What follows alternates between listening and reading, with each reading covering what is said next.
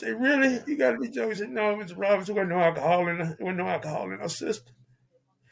Your daughter died of a broken neck and her spinal cord. My God, what did you do then? Did you call the investigators? Did you reach out to the police? What did you do when you got that information that it was a neck and spinal cord injury and not alcohol? No, they gave me the number. They gave me the number down there to Hagar Araris, the investigator.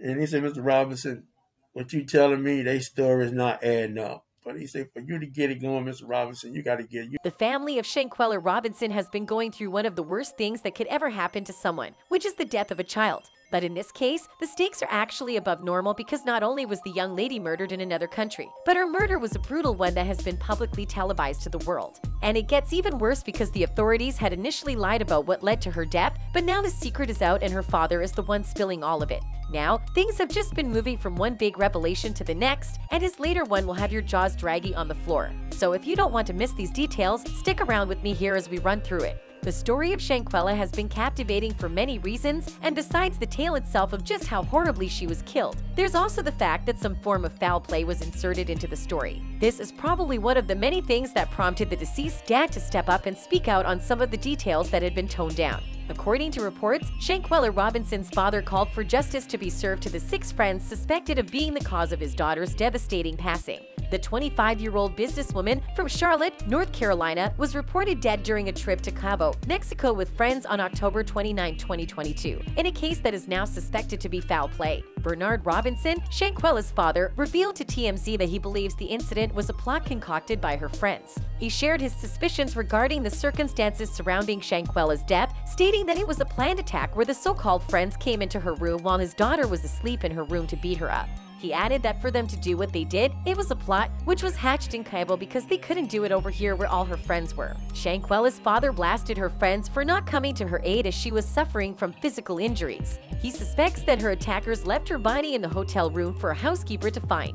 The grieving father said that her assaulters should be charged with a life sentence for their actions, stating, "They took a life, ma'am. They took a life." Per the original story, Shanquella Robinson of Charlotte was found dead on October 29 in a San Jose del Cabo villa after she had traveled there with 6 friends. Reports on Robinson's death initially said it was caused by alcohol poisoning, but a homicide investigation was launched after an autopsy found she suffered severe spinal cord injury and atlas luxation and instability of the first 2 neck vertebrae. Specifically, her friends had initially reported that the businesswoman had died of alcohol poisoning. Her mother, Salamandra, revealed that they were later told by Mexican authorities that the autopsy report did not mention alcohol and that Shanquella died from physical assault. However, the family has been stating that the story has not added up since the beginning, and then while the case was on, a disturbing video went viral on social media that corroborates the theory. The video depicts a woman, alleged to be Dejani Jackson, beating up Shanquella Robinson while she is naked in a room, while a man in the background can be heard saying at least "fight back."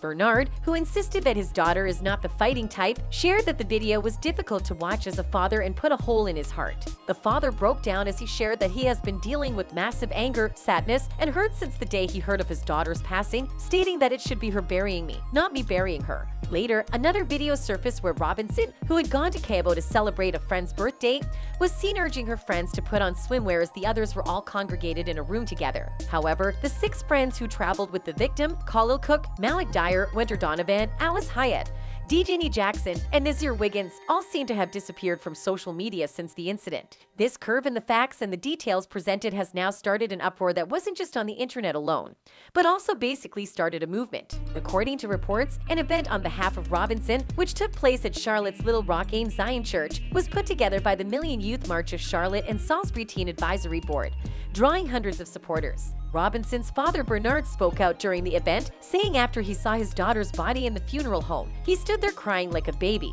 "I sat there and said, 'Baby, Daddy will get you justice. All I want is justice,'" Bernard reportedly said. "I just want the Mexican authorities, the embassy, to do the right thing, make it right, because they came over there on your soil and did what they did and came back here." The story of Robinson's death has been beset by confusion. Robinson arrived at the resort city on October 28 with her friends, according to the news. The next day, her mother, Salamandra Robinson, told QCN her daughter's friends called to tell her that Shanquella had suddenly passed away. They said she wasn't feeling well. She had alcohol poisoning, Salamandra told news outlets at the time. She added, each one of the people that was there with her was telling different stories. In addition to this, Robinson's death certificate, previously obtained by reporters, said she died from a severe spinal cord injury and atlas subluxation complex, a nervous system dysfunction caused by misalignment of the top cervical vertebrae. Alcohol was not listed on her death certificate, and the possible connection between Robinson's death and the violent fight, which was captured on video, was unclear. The young woman's mother told The Independent that she hasn't heard from any of her daughter's 6 travel companions since the autopsy report came out. But upon hearing an arrest warrant had been issued in the case,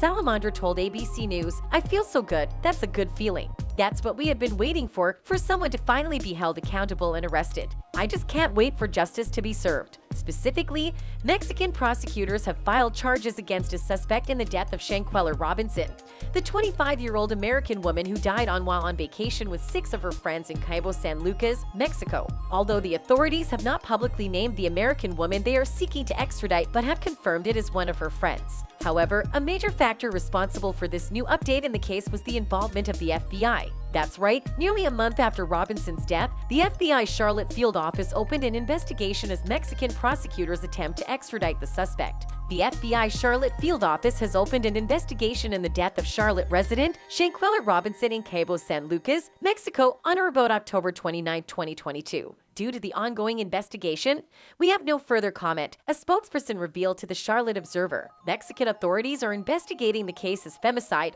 which is defined as the homicide of a woman because of her gender. Mexico has seen a significant rise in femicides in recent years, increasing from 427 victims in 2015 to 1,004 in 2021. Per reports, there is already an arrest warrant issued for the crime of femicide.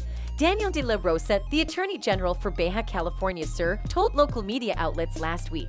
One of Robinson's friends is being accused of the murder, though investigators have not identified who. We are already carrying out all the relevant procedures, both the Interpol file and the extradition request, De La Rosa added. Although there have been some issues raised about whether the American in question could be extradited to Mexico to face the law. The thing is that while the US and Mexico do have a signed extradition treaty, experts have revealed that the complexities of this case might stand as a problem in following that treaty to the T. But on the other hand, the family of the victim here has also stated that they would like to see the culprit be tried in Mexico. Of course, considering how horrible the details of her death were, coupled with the fact that there was some foul play involved, it's only expected that it has become one of the most talked about subjects in the world. And just like Robinson's family, several netizens are also pretty enraged by how things have gone with the investigation.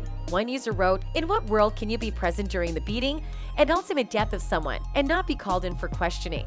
Those 6 friends need to be rounded up and interrogated, then charged with every possible crime applicable. I mean, even though things still seem to be somewhat sketchy, at least they now have a suspect and we will probably hear more about the case pretty soon." That's it for this video. Goodbye.